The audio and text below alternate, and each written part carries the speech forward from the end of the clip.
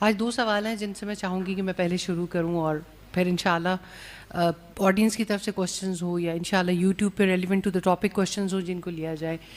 سر ایک چیز جو لوگ سمجھتے ہیں کہ ہم کوشش بھی کرتے ہیں لیکن ہم بہت زیادہ کمپٹیشن فیل کرتے ہیں, جیلسی فیل کرتے ہیں, مقابلہ بازی فیل کرتے ہیں, جس کی وجہ سے دل اللہ تعالیٰ کے ساتھ اس طرح سے وابستہ نہیں ہو پاتا.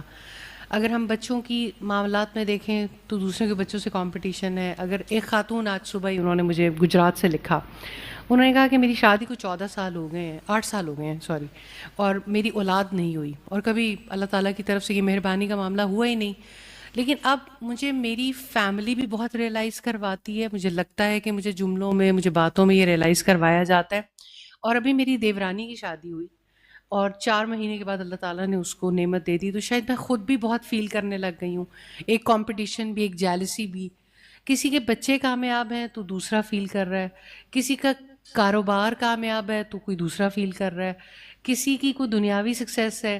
تو یہ چیز ہر جگہ پر ایک سوال ابھرتا ہے کہ یہ چیزیں اللہ تعالیٰ سے جڑنے نہیں دیتی ہیں. پھر دل کے اندر گلٹ بھی آتا ہے, مسلمان بھی ہیں, گلٹ بھی آتا ہے, لیکن حسد ہے کہ کنیکٹ نہیں ہونے دے رہا روحوں کو. اس کے بارے میں کس طرح سے کسی کو گائیڈ کیا جا سکتا ہے؟ جزاک اللہ خیر. کہانی گھر گھر کی ایسا ہے کہ جیلسی انسانوں کے درمیان ہوتی ہے, ہو سکتی ہے. جیلسی بعد میں ہوتی ہے, پہلے اللہ سبحانہ تعالیٰ کی تقدیر کو ڈس اون کرتے ہیں. جب انسان کا تقدیر پر ایمان کمزور ہوتا ہے نا, اللہ سبحانہ تعالیٰ کی تقدیر کو ماننے کے لیے انسان راضی نہیں ہوتا, تو اس کی وجہ سے پھر انسان یعنی اس کی سوچ بدل جاتی ہے. اس کا مائنڈ سیٹ یہ ہوتا ہے کہ حالات و واقعات میری مرضی کے مطابق ہوں, اور جب اس کی مرضی کے مطابق نہیں ہوتے تو پھر اس کو کہانی سمجھ نہیں آتی. اس کو لگتا ہے کہ میرے ساتھ جو کچھ ہو رہا ہے, وائی می کا کوشچن کیوں آتا ہے. اب یوتھ میں دیکھیے, آپ آج جا کے اسے سرچ کیجئے گا وائی می لکھ کے, جب آپ سرچ کریں گے آپ کو پتہ چلے گا ساری دنیا شاید وائی می پہ ہی چل رہی ہے کہ میں ہی کیوں, اولاد نہیں ہوئی آخر میری ہی کیوں نہیں ہوئی, مالی طور پر کرنچ میں آ گئے فائنینشلی آخر میں ہی کیوں, بیماری آخر میں ہی کیوں. اور پھر اسی طرح سے جو بھی یعنی انسان اگر positive side of the picture کو دیکھیں, یا انسان جیسے اسے بہت زیادہ نعمتیں مل رہی ہوں تب اسے کبھی نہیں سوچ آتی یا مجھے یہ سب کچھ کیوں مل رہا ہے. لیکن جب انسان محروم ہوتا ہے تو اس کے ذہن میں یہ سب سے پہلی بات آتی ہے. تو یہ اللہ سبحانہ تعالیٰ سے ناراضگی ہے, یہ اللہ سبحانہ تعالیٰ کے اوپر آبجیکشن ہے. اور جس وقت ایک انسان اللہ تعالیٰ کی تقدیر کے بارے میں کلیئر نہیں ہوتا تو اب اس کے لیے شیطان کے لیے کھلا میدان ہے. وہ انسان کو جہاں سے چاہے ورغلا سکتا ہے, اور شیطان انسان کو مختلف طرح کے ٹریپ میں لیے رکھتا ہے. اور بہت بڑا ٹریپ ہے کمپیریزن ٹریپ, کہ اچھا اس کو یہ ملا مجھے کیوں نہیں. اگر آپ اسے ابتدائی طور پر دیکھیں, آدم علیہ السلام کے 2 بیٹوں کے درمیان جب حسد ڈیولپ ہوا تھا تو کس طرح سے ہوا تھا کہ اس کی نظر قبول ہوگی, میری کیوں نہیں, وائی می. تو وائی می کا سوال تو بہت قدیم ہے. اس کا مطلب ہے کہ قدیم جاہلیت ہے کہ شروع سے انسانوں کے اندر شیطان نے یہی پہلا ایرو لگایا تھا, کیونکہ اس کو خود بھی سب سے پہلے جیلسی ہی ہوئی تھی نا آدم علیہ السلام سے, کہ آدم علیہ السلام کو تو اللہ سبحانہ تعالیٰ نے نام سکھا دیے, فرشتوں نے سجدہ کر لیا, تو مطلب میں تو اس سے زیادہ افضل تھا, اور اس کے مقابلے میں آدم کو یہ سب کچھ مل گیا. تو یہ یعنی اس نے اپنے اوپر ہٹ فیل کیا, تو اس نے جیلسی تو وہاں سے شروع ہوئی تھی, ورنہ اس یونیورس میں اس سے پہلے جیلسی نہیں تھی. پھر یوسف علیہ السلام کے بچوں کو دیکھیے, یعقوب علیہ السلام کے بچوں کو, حضرت یوسف علیہ السلام کے بھائیوں کے ساتھ جو حسد ڈیولپ ہوا تھا وہ بھی اسی طرح سے. تو پہلی ناراضگی اللہ سبحانہ تعالیٰ کے ساتھ ہے. اس کے بعد شیطان کو موقع ملا, جب اللہ کو اپنا رب نہیں بنایا تو شیطان تو رب بن جاتا ہے. جس کا رب شیطان بن جائے وہ حسد کا شکار ہو جاتا ہے, اس کے اندر جیلسی آتی ہے. اب اس کا کوئی علاج نہیں ہے, اب یہ چل ہے, آگے اور آگے اور آگے. جب ایک انسان اوپر سے گرتا ہے نا، کوئی پہاڑ کی چوٹی سے گرتا ہے، تو ایسا نہیں ہوتا کہ ایک انسان جو ہے وہ پھر راستے میں کہیں رک جائے. پھر وہ یعنی اوپر سے گرنے والا جو ہے جب تک طے تک نہیں پہنچ جاتا یا راستے میں کوئی بہت بڑی رکاوٹ نہ آئے، اس وقت تک گرنے کا عمل جاری رہتا ہے. تو جو بھی اللہ کی تقدیر پر ایمان کھو بیٹھتا ہے نا، اس کے بعد ہر بیماری اسے لگ سکتی ہے. جیسے ایڈز کا مریض ہوتا ہے تو تقدیر پر ایمان نہ لانے والا ایڈز کا پیشنٹ ہے، ایڈز جیسا پیشنٹ ہے کہ اس کو اب کوئی بھی کسی قسم کے بھی جرمز ہوں گے، وہ جالس بھی ہوگا، وہ بدگمان بھی ہوگا، اس کے دل کے اندر بغض بھی آئے گا، وہ کینہ بھی پالے گا، وہ انتقامی کاروائیاں بھی کرے گا. وہ اگر خاندان میں ہے نا، کسی 3 بھائیوں میں سے ایک بھائی اگر کسی کی ایسی نیچر ہے، وہ دکھتا ہوا پھوڑا ہے، وہ جا کے سارے خاندان کی انسلٹ کا سبب بھی بنے گا. کبھی ایک کے گھر میں جا کے کوئی بات، کبھی دوسرے سے، کبھی تیسرے سے، چوتھے سے. یعنی گھر والے آپس میں جتنی جی چاہے کوششیں کر لیں، ماں باپ کوششیں کر لیں، بہن بھائی آپس میں کوشش کر لیں، لیکن کوئی ایک ایسا ہوتا ہے جو جا کے ہر طرف، یعنی وہ جو پنجابی میں کہتے ہیں نا کاں بتی پھیرانا، تو وہ یعنی اس قسم کے کام ضرور کر لیتے ہیں. تو وہ یعنی سلسلہ جاری ہے. مطلب یہ ہے کہ جیلسی کی بات تو کوئی آتی نہیں ہے نا کہ کہاں تک کوئی بات جا سکتی ہے. سر یہ جو خاتون نے سوال پوچھا کہ 8 سال ہو گئی اولاد نہیں ہے، یہ والا واقعہ تو بہت سارے لوگوں کے ساتھ ہوتا ہے. دیکھیں، اولاد اگر نہیں ہے تو یہ فیصلہ کس کا ہے؟ کیا کسی کے ہسبینڈ کا فیصلہ ہے، یا اس کا ذاتی فیصلہ ہے، یا یہ فیصلہ اس کی دیورانی کا ہے، یا اس کے دیور کا ہے؟ کسی کا بھی فیصلہ نہیں ہے، اللہ سبحانہ تعالیٰ کا فیصلہ ہے. اللہ جسے چاہے بیٹے دے، جسے چاہے بیٹیاں دے، جس کو چاہے ملا کے دے، جس کو چاہے کچھ نہ دے. تو جس کا اختیار ہے اسی کے آگے جھکنا چاہیے نا، بات تو اس کی ہے. تو جب اللہ سبحانہ تعالیٰ نے نہیں دیا، 2 چیزیں ہیں. اب کیا ہونا چاہیے؟ ایک تو یہ کہ اللہ سبحانہ تعالیٰ سے دعا نہیں چھوڑنی چاہیے، امید نہیں چھوڑنی چاہیے، اور علاج بھی کروانا چاہیے. لیکن دوسری بات بھی ہے جس کے لیے عورت کبھی تیار نہیں ہوتی، اور وہ ہے یہ کہ اگر آپ کو بچہ چاہیے تو حضرت سارہ جیسا دل بنا لیں. حضرت سارہ نے جب دیکھا کہ میرا شوہر جو ہے وہ بڑھاپے کی اس حد تک پہنچ گیا اور ہماری یہاں اولاد نہیں ہوئی، تو جب انہیں مصر کے بادشاہ نے ایک شہزادی تحفے میں دی، تو جب اس کو اچھا دیکھا تو کہنے لگی اچھا اگر میں ابراہیم کو تحفے میں دے دوں تو ہو سکتا ہے اللہ تعالیٰ ہمیں اچھی اولاد دے دے. تو پھر اتنا بڑا ظرف بنا لیں سیدہ سارہ جیسا، تو پھر اسماعیل جیسا بیٹا بھی مل سکتا ہے. تو ایک یہ بھی صورت تو ہو سکتی ہے نا. لیکن یہ کہ جو انسان جیلسی کا شکار ہو جائے، اس کی سوچ پھر اس طرف جاتی نہیں ہے، سیدھی نہیں ہوتی. استاذہ اسی طرح کا ایک اور واقعہ، بلکہ میں اس کا جواب اب تک نہیں دے سکی. ہماری ایک دوست کی کال آئی، ان کی شادی کو 22 سال ہو گئے، اللہ تعالیٰ نے اولاد کی نعمت سے محروم رکھنا چاہتے ہیں. اب 22 سال کے بعد ان کے بھی سارے دوسری پورے کرنا چاہتے ہیں، دوسری بھی چاہتے ہیں. لیکن اب وہ کہتی ہیں کہ ٹھیک ہے، ایک تو 22 سال بعد انہیں خیال آیا. میں نے کہا ساری زندگی انہوں نے تمہارا خیال کیا؟ کہتی ہاں کیا. میں نے کہا اگر 22 سال کے بعد ان کے دل میں خواہش پیدا ہو گئی ہے اولاد کے لیے، وہ یہ کہتے ہیں اولاد کے لیے کریں، لیکن لڑکی کا کہنا یہ ہے کہ وہ اس کو میرے ساتھ رکھنا چاہتے ہیں، تو میں کیا اس بات پہ کمپرومائز کروں یا نہ کروں؟ کیونکہ خواتین تو اگر مان بھی جائیں کسی سٹیج پہ، تو وہ شیئرنگ کا جو کانسیپٹ ہے، یہی چیزیں ہیں. ایک پوری زندگی ایک شخص کے نام بھی لگا دی، سارا کچھ. اب اس کا یہ خیال ہے کہ یہ ٹھیک ہے، اگر نعمت نہیں تھی تو ہم دونوں کے پاس نہیں تھی، تو یہ زیادتی ہو رہی ہے میرے ساتھ اس سٹیج پہ. اچھا فائزہ، ایسا ہے کہ جیسے آپ دیکھتے ہیں نارملی، میں بھی ایک عورت ہوں، ہر عورت یہ کہتی ہے کہ میں نے اپنی زندگی مرد کے نام لگا دی. تو مرد نے کس کے نام لگائی ہوئی ہے؟ ہمیں یہ کیوں فیل ہوتا ہے کہ ہم نے بہت کچھ کیا ہے؟ نیچرلی یہ بانڈ ہے نا، دونوں کی بانڈنگ بنتی ہے اور دونوں ہی سیکریفائس کرتے ہیں ایک دوسرے کے لیے.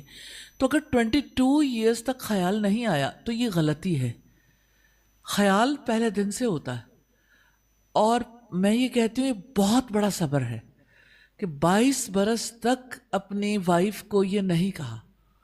اب یہ کہ زیادہ وہ چیز بڑھ گئی ہوگی جس کی وجہ سے انہوں نے اپنی وائف کے سامنے یہ صورتحال رکھی کہ میں دوسری شادی کر لوں.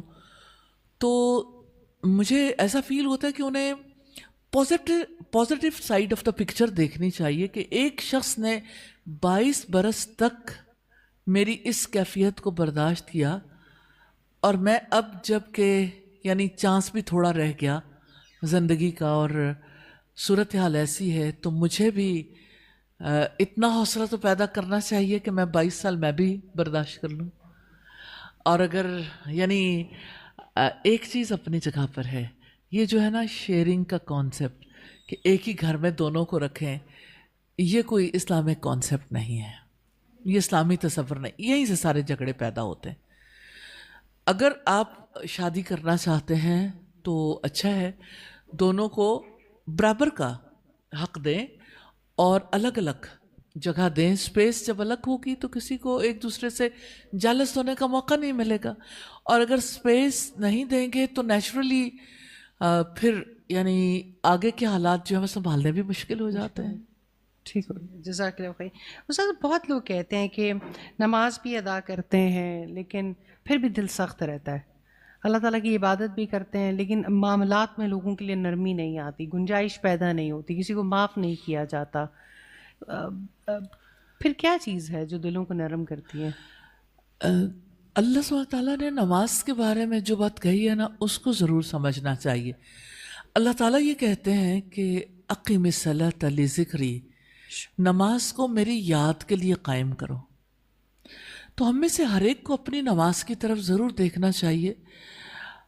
नमाजें जो अदा की जाती हैं, क्या वाकई उसमें अल्लाह सुब्हानहू ताला की ताज़ीम, अल्लाह ताला का ज़िक्र, अल्लाह सुब्हानहू ताला के साथ एक ताल्लुक़ और मोहब्बत है, या ये है कि ये एक रिचुअल है? समटाइम्स ऐसा होता है कि रिचुअल जो है ना, यानी रस्मी तौर पर हम नमाज के वो सारी चीज़ें परफॉर्म कर रहे होते हैं, लेकिन दिल कहीं और ही होता है। हमारा जो अंदर का कनेक्शन है वो सही जुड़ा हुआ नहीं होता।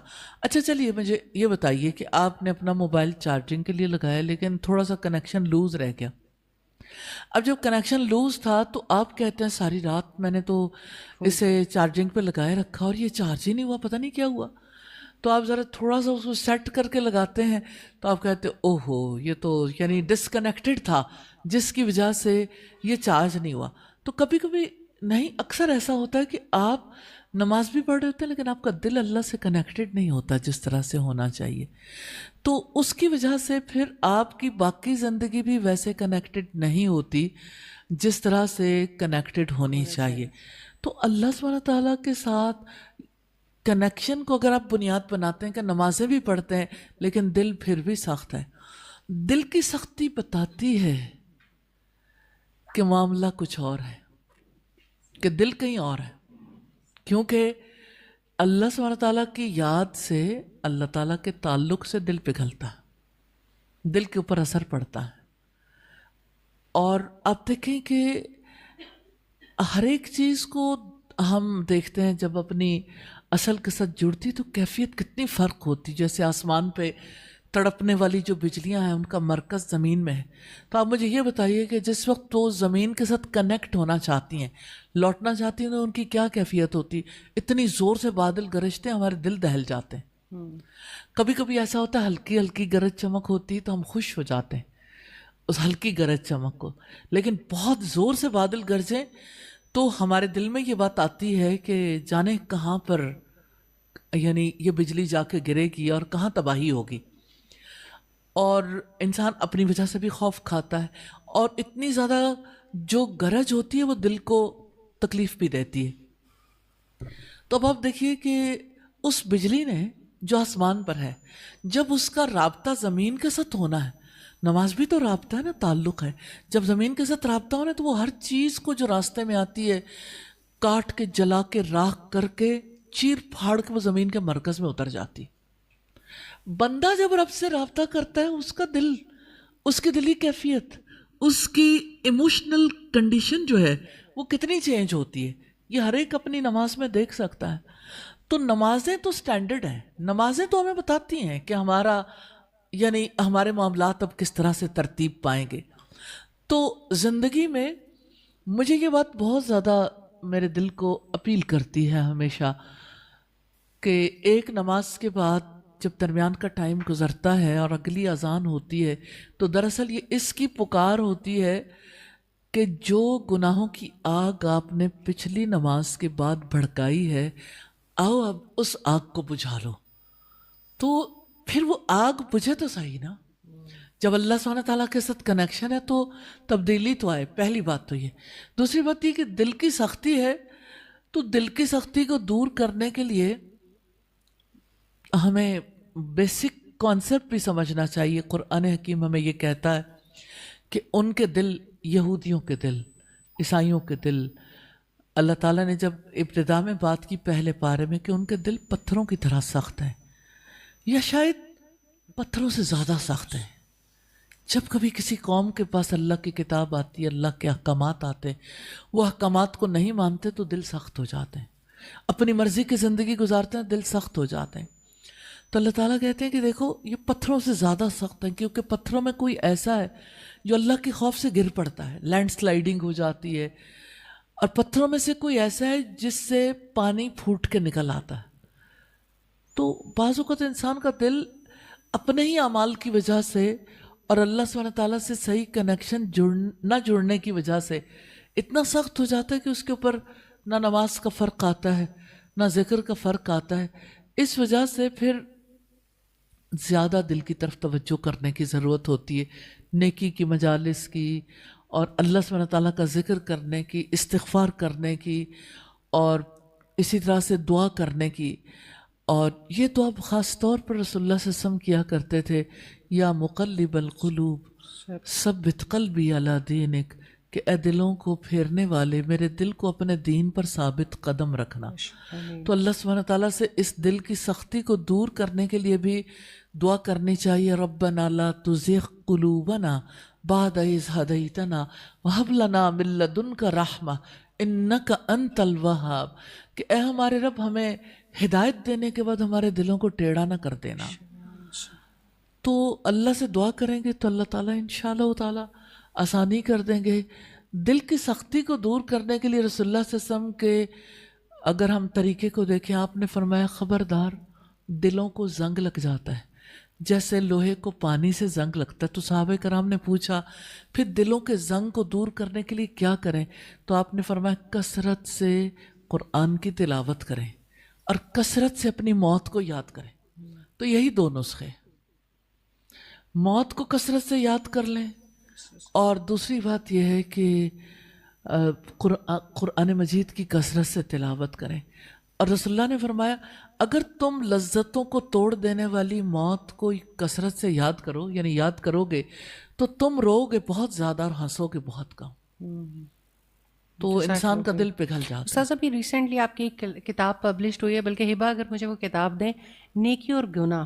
جی، اتنا آپ نے چھوٹی چھوٹی نیکیوں کو اور چھوٹے گناہوں کو اس میں ایکسپلین کیا ہے کہ مجھے لگتا ہے کہ بہت ساری چیزیں جنہیں ہم عام روٹین میں گناہ سمجھنا چھوڑ دیتے ہیں اور جس کی وجہ سے دل مردہ ہو جاتے ہیں، سخت ہو جاتے ہیں، ہم فور گرانٹیڈ لینا شروع کر دیتے ہیں. تو اس نے بہت زیادہ الحمدللہ، اور اتنا زیادہ نیکیوں کے اوپر، اور اتنی وہ ڈیٹیلڈ اور لاجک ہے اس کے اندر کہ ابھی ہم کل پرسوں بھی کہیں تذکرہ کر رہے تھے کہ انسان کا دل نیکی کی طرف مائل ہوتا ہے اتنے دلائل کے بعد، اور گناہ چھوڑنے کو دل چاہتا ہے.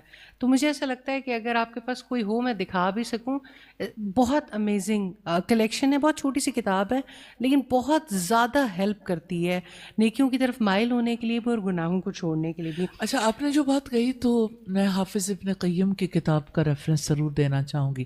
آپ کو موقع ملے تو اسے ضرور پڑھیں، کیونکہ یہ جو دل کی بات ہے نا، دل کی سختی کی، یہ تو ہم سب کا معاملہ ہے نا، کسی کا کم کسی کا زیادہ، اور دلی کیفیت ایک جیسی رہتی بھی نہیں کسی کی بھی. تو حافظ ابن قیم کی کتاب کا نام ہے اردو میں جو ترجمہ شائع ہوا گناہوں کے برے اثرات.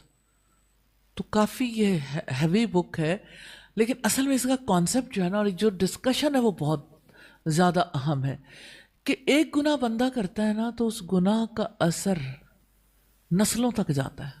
یعنی یہ نہیں کہ صرف اس کی نسل میں، جیسے آپ دیکھیے کہ انسان جس وقت، یعنی آج کی ہمیں سائیکالوجی بتاتی ہے کہ وراثتی اثرات جو ہوتے ہیں کس طرح سے ایک نسل سے دوسری نسل میں جاتے ہیں.